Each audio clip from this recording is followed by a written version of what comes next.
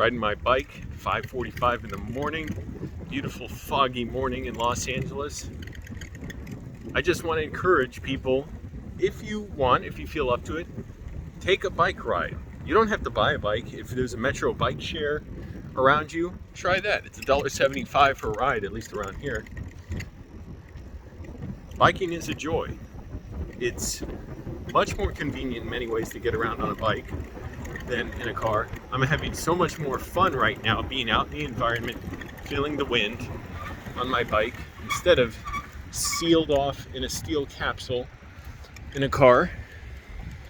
I'm getting great exercise. It's uplifting. If I'm feeling stressed or down or anxious, which can happen quite a bit, this is such an uplifting thing for me. And what I find really grounding about it is being able to look around and take notice of the streets, and specifically looking at the street signs and the names on them. It feels very grounding, like getting back into my body after being up in my head with anxiety or just whatever feelings of anguish. Right now the temperature's so nice. Again, 5:45. I debated whether to even put on my jacket. I was thinking maybe I should just put on my fluorescent neon t-shirt, but I wanted my jacket because I have my glasses, like pockets for my glasses in there, and a few other things, tissues and stuff. But it's beautiful out. It's so uplifting and such great exercise. It changes my relationship with my body to where I realize, like, oh, I have to eat more when I bike. I don't necessarily eat enough, but it's such a thrill. Again, such a joy. And it changes how I look at the street. When I'm biking and I see people out on the street, there might be a split second I think, oh, that's so annoying. Like, they shouldn't be on the street. If they're walking their dog, jogging, if they're pushing their baby stroller. But instead, after that split second, I think, no, good. I'm glad they're in the street. They should feel as comfortable and safe in the street as I do on a bike, at least when it's a quiet street like this. But I often don't feel safe on the street. I often won't even ride on the street. I'll have to divert onto the sidewalk because LA, with all its amazing topography and weather and sun and vast distances to travel, does not have much safe bike infrastructure. Proper bike infrastructure is not a painted strip on the side of the road. It's not even plastic pollards, because those don't protect you from distracted drivers. They'll run right over plastic pollards. It's actual separated bike paths, protected bike paths with metal pollards implanted into the ground, or concrete barriers, or separate grades, or potted plants that will actually stop a vehicle from hitting them, or totally separated bike path with no vehicles allowed on there, or just a street with no cars on it. There are places that do this. Much of the world is like that, Netherlands being very notably sort of the bicycle capital of the world. I thought we shouldn't think of people as, oh, they're a cyclist, they're doing this separate thing. I'm just a normal guy doing my thing. I mean, you have to break free of car culture to do this right now, because we've been so inculcated and indoctrinated into believing cars are the way to get around, although increasingly with the younger generation that's not the case, where they're not owning cars, they don't want to be saddled with a debt, or they don't have the money to buy one in the first place, and they don't want the inconvenience of it. They want to live closer to their jobs. And people are becoming more cognizant or more conscious of the benefits of urbanism, of dense cities, of walkable bikeable neighborhoods and rollable, I'll call them. Rollable meaning like, you know, baby strollers or mobility devices, wheelchairs, scooters as well, walkers. I said scooters, kind of weird. And different kind of vehicles as well, like or mobility aids. But we should be able to get around safely without having to buy these 3,000 or 4,000 pounds, or oftentimes more, because now SUVs are selling more than sedans, and pickup trucks are selling more. Shouldn't have to buy these multi-ton steel capsules that need frequent maintenance, require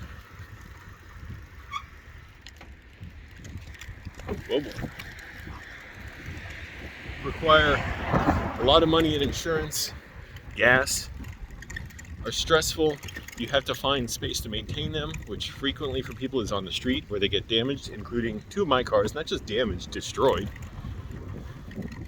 And I didn't realize having my cars destroyed was the best thing that could happen to me, because I realized more and more what a burden owning a car and buying a car was, and I was missing an opportunity to be more resilient, to learn more about my neighborhood, to be more connected to people, to feel more grounded, to learn more ways of getting around. So I learned more about getting around on the bus, on the metro, and I'm like, how dumb was I not to do that before? I didn't even know much about my own neighborhood because I generally just thought I don't want to walk anywhere. I'm like, walking's a pleasure, biking is a joy. I don't have anywhere to bike this morning, I just want to. And I don't want to make it a very long bike ride, but I'm like, you know, first of all, it's so uplifting. Again, just saying this is a 38-year-old man, a 30-year-old man, and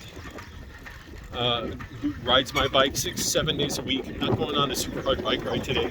I just enjoy the movement, the mobility, the oxygenated blood flowing through my body, the extra, I believe it's like saving my life in many ways to ride a bike. To have this motion, it's improved my health, it definitely made me lose weight, and it's so stimulating mentally. And I never was fully comfortable with driving. I was always a very cautious, careful driver, and yet people would just hit me regardless. And I wasn't one that crash where they determined we were both contributing factors, but somebody T-boned me at an intersection. But long story. But it's great exercise. I enjoy the fitness element of it. And like I said, when I see people on the street, they're not in the way. Other people are not competition I'm trying to race against. It's a pleasure to see them out. I'm so glad to see them out. I'm like, seeing people out on the street and being on the street myself on my bike is providing lived witness to the fact that we need to open up the streets for everyone and not have these massive streets in these neighborhoods like this, residential neighborhoods that are too big. They allow for too high of speed for cars, and as a result we have this overfunded and yet at the same time underfunded, because look at how craggly the road is. They're not properly maintained, the cars wear them down. They're underfunded in the sense that they're largely not used. Look, no cars, yet this infrastructure sits here. We pay so much money for it, and yet those of us without cars can't really use the streets much. We're confined to these tiny strips on the side of the road for the most part, sidewalks. And in LA, they're often broken. And even for car owners, you pay all this money for your cars, and here's what your cars do most of the time. They just sit there. You don't use them that much, really. They're just sitting around. Biking is such an efficient means of transportation. You fuel yourself with food. Much of the energy, if not all of it, I guess, I don't know, that you put into it goes to the wheels, is transferred to the wheels. You're not damaging the road much, anywhere near as much as cars are. Electric cars, like this Tesla over here, are not, oh, it's coming, there you go, are not going to save us from the problems of internal combustion engines for all the reasons people have gone into, and especially Tesla's cars. Well, not, and I've ridden it in Tesla. It was such poor quality inside. I'm like, yeah, I've heard Elon Musk like really skimped on the quality, got the cheapest materials he could, and you could feel it. I'm like, well, that dispels that notion that Tesla's, it was a Model 3, Model E, are really nice rides inside. Got more distractions. Car companies need to keep providing more needless features that are over-engineered, that break, that are expensive, that are essentially not time-tested, like flat screens and a lot of other obnoxious options, like the gear shifter that ended up getting Anton Yelchin killed because it wasn't clear that his Jeep, I believe, was not in park because of the weird design of the gear shifter. It's like the gear shifter is not broken. It shouldn't be re-engineered so that an engineer can have a job and a company can claim, here's the new features on our website, and then we promote it in car commercials. I'm not saying you should be ashamed for driving cars. Here's the other thing. A lot of people have no choice or little choice but to own a car that's falling apart, commute long distances. Did I miss my turn? I don't think so.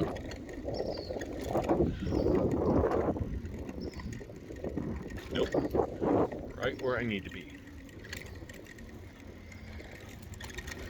But we're confronted on two ends with the like being pressed to own cars. One is the car culture of cars are just the way to get around. It's cool. Roads are for the cars. Well, roads are for whatever we say they are. Roads have been around for 7,000 years.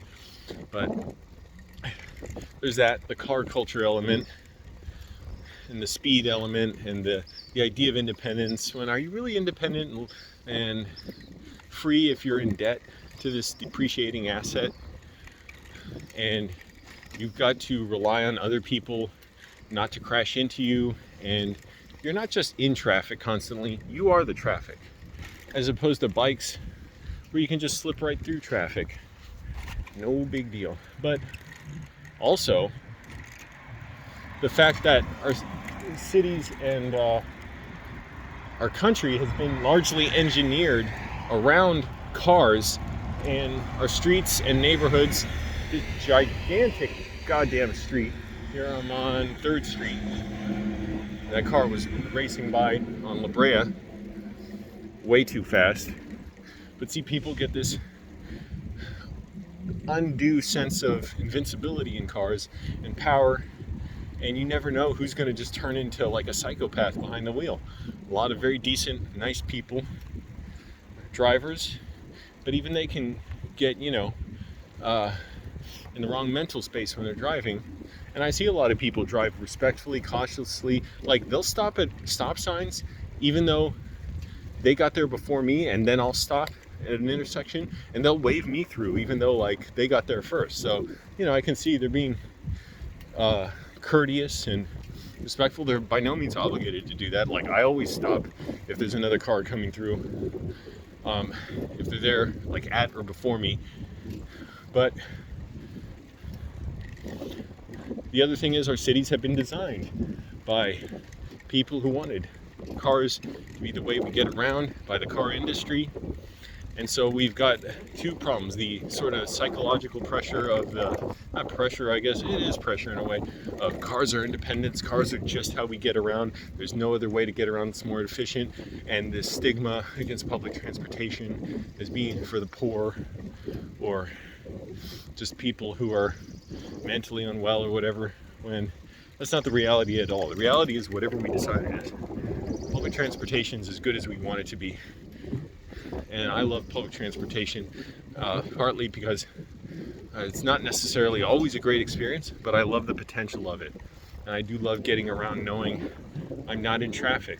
Like, I'm just sliding along the rails, or sometimes I get on the bus, not much anymore. But I'm glad LA is expanding the metro, because the other thing is we have this environmental problem of cars spewing toxins and pollutants.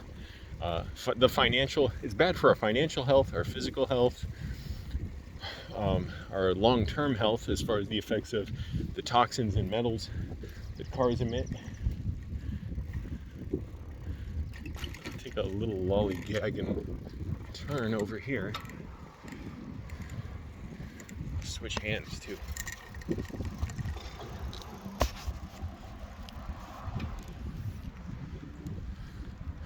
And cars more heavily traffic which areas?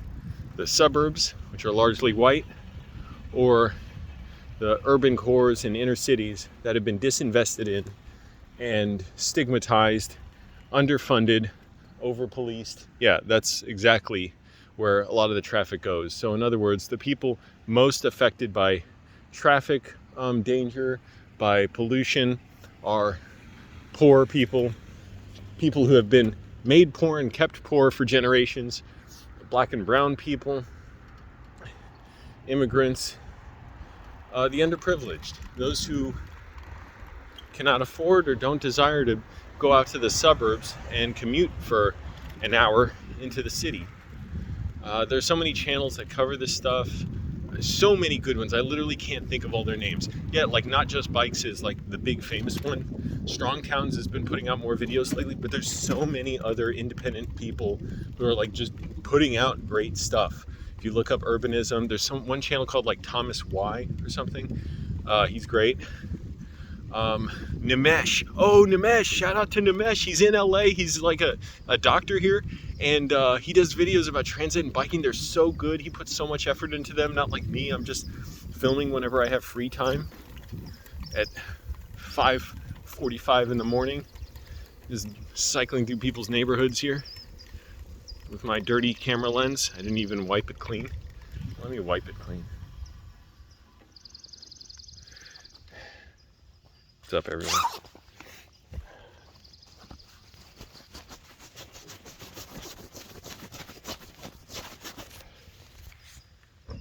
Yeah, much better. Oh, I gotta zip up my jacket. What am I doing? Why did I unzip it?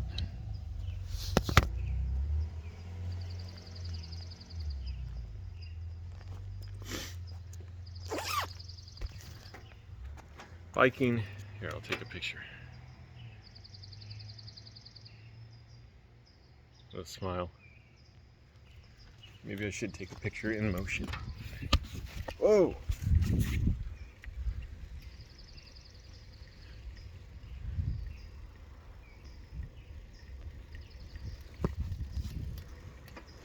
But these streets here, they're so huge. Think about the waste here. You've got under traffic streets, over designed. They're massive. They allow for too high speeds, and they're not accommodating to cyclists and pedestrians and joggers. We got a jogger coming up here. And it's insensible design. It spreads out people from their jobs. So you have these sprawling suburbs where utilities get more and more expensive, and the suburbs cannot properly fund them with property taxes. So those urban cores got to create the tax base that goes out to subsidize these bloated welfare queens out here suckling at the government teat. And it's not any like their individual faults, but they're part of a system where you have to buy in, and you're taught to buy into this idea that the suburbs are where you live and the cities where you work. When in reality, like, we could learn so much just by traveling to other parts of the world, especially parts of the world where the cities were designed before cars were around. Go to a lot of Europe, go to South America, where so many places are like denser, and you work and live there and have places to hang out, and your kids can be safe on the street there, and they can be independent and ride bikes, and they don't have to worry about traffic deaths, and there's lots of people on the street, so you have the safety element of lots of eyes around, so people are like discouraged. It just discourages people who are gonna intend something nefarious, or steal or assault people, whatever. It just creates and it's a civilizing effect in the first place when you're connected to people and you're not isolated. I rode through a neighborhood yesterday in Hollywood. It was so depressing being there. I'm like, this is clearly the underfunded part of town that is not big, nice, sprawling, clean, manicured lawns like this. And it was sad. It's like, that's not their fault, the people who live there. We all let them down. That's society letting them down. Anyways, check out Nimesh in Los Angeles on YouTube. Not just bikes. With no joke, the guy's name is Jason Slaughter. Strong towns, but look up urbanism, look up transit, bike infrastructure. I can't remember all these channel names, but there's a lot of good ones. Some of them, I gotta say, your attempts at humor are super lame. You overdo it. I'm just saying, I'm not hating. I'm just saying. No disrespect, guys. Mad respect to all of you.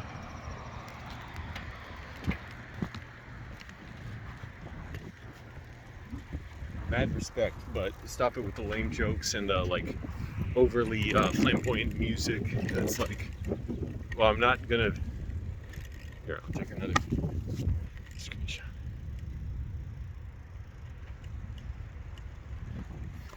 Taking pictures for the thumbnail.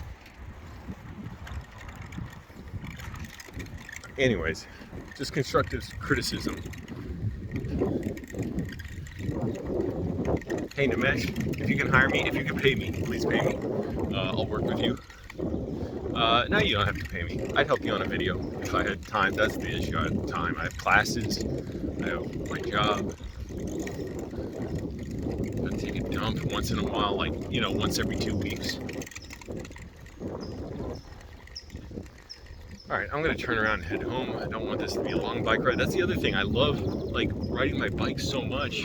I'm telling you, it's so much less depressing to ride here than in the neighborhoods where you just see it's underfunded, they're falling apart, it's just sad, and the streets are poorly designed and not well maintained. It's just good God, man. It's not like, I used to live worse. I was homeless. I was homeless for 2.5 years. And also there were, we're homeless people out, and it's that's everyone else letting them down. We live in one of the richest cities in the world, this mega city. People can afford to park their SUVs up here. Why do people buy so many SUVs? Do you really need an SUV? I'm not saying you should only buy what you need, but there's minivans, not so objectionable. But if you need to haul around a lot of stuff, an SUV is not the way to go. And I think a lot of times it's a waste, and you could do better. That's all. Smaller cars are safer for others. They're actually easier to drive. They require less expensive maintenance, generally speaking, other things being equal. A lot of cars are not made well. They're not made to last. A lot of cheap parts in them, injectable molds, plastics, and electronics that break down because heavy metal, or I don't know if they're heavy metals, but stuff like cast iron is more expensive than steel. So our infrastructure is not going to last. We're clearly not properly funding it, and we've sort of overly designed it, over-engineered it, and underfunded it. So we're going to have no choice, along with the climate catastrophe coming, so much of which is contributed to by cars, including Teslas like that one. For all the reasons you can look into the environmental impact of EVs, into Teslas, and giant goddamn Chevy Tahoes, and over-engineered BMWs, which are cool cars. I will say those are fun to drive. I've driven them before. But also those angry-looking cows on the front. Get lost, you joker.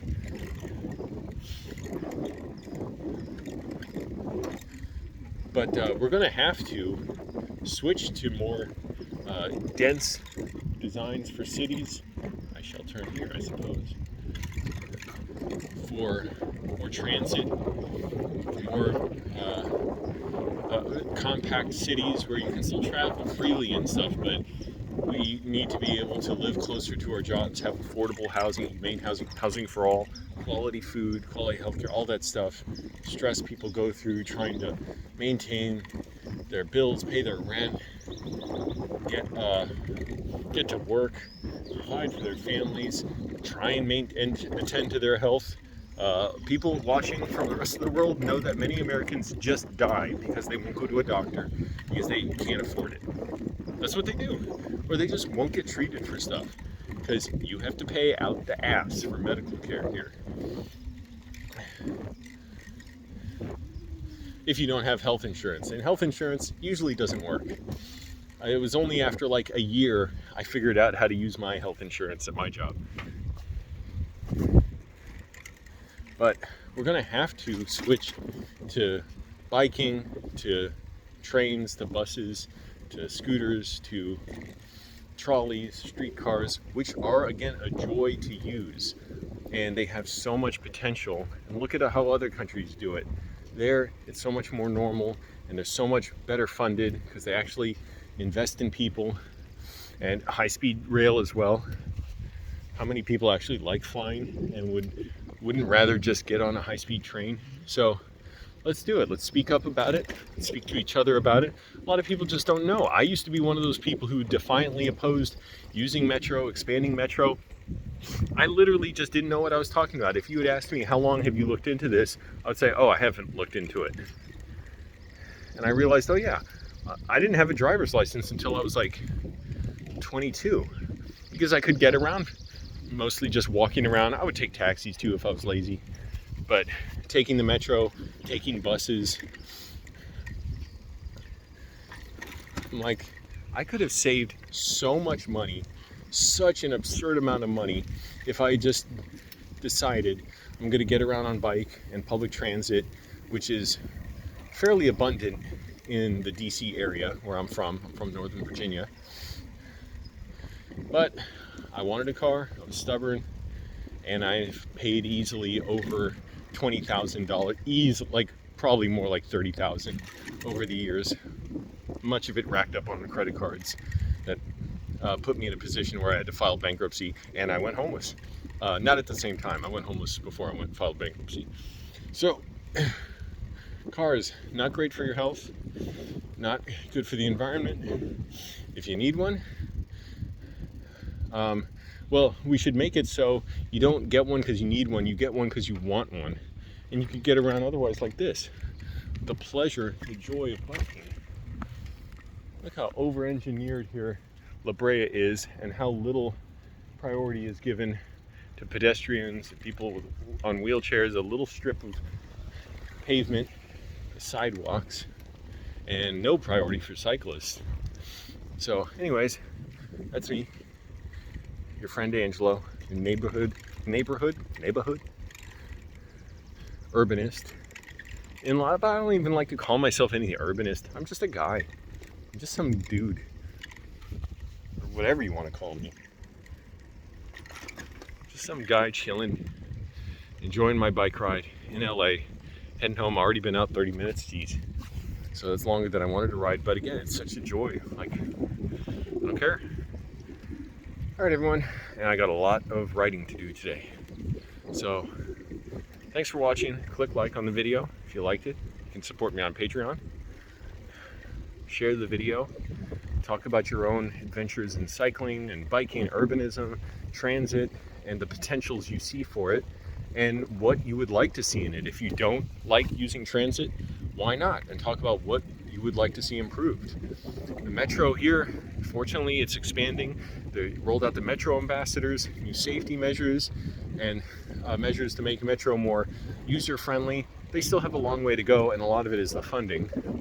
But we should be leading the world in this.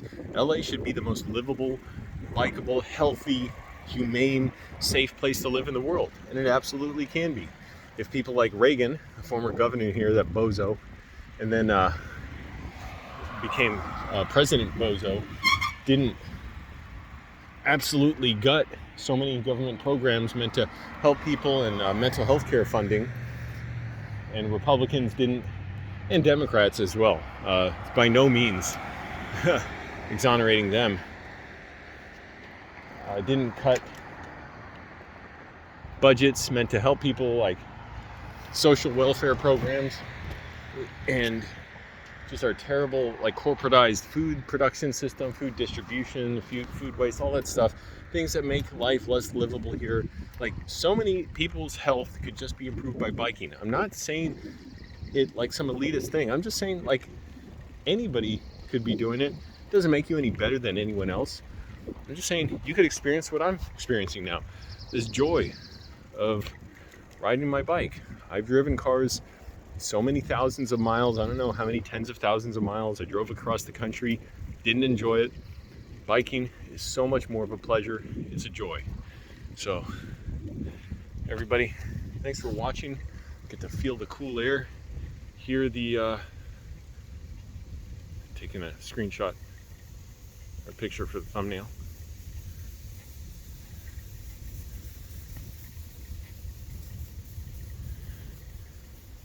Anyways, took a bunch of them. Where the hell am I? Oh shit, I went the wrong direction. Wondering why the street looked different. I'm just going somewhere else. But see, getting lost in my car, it always felt like such a waste. Like, oh, I'm wearing down the engine, I'm wasting gas. Getting lost on my bike is a joy. So I'm just getting more of this pleasure of being out and seeing my environment, feeling connected to it, feeling the wind, the environment, experiencing this. You know, there will come a day when I can't experience this. How profound is that? Here,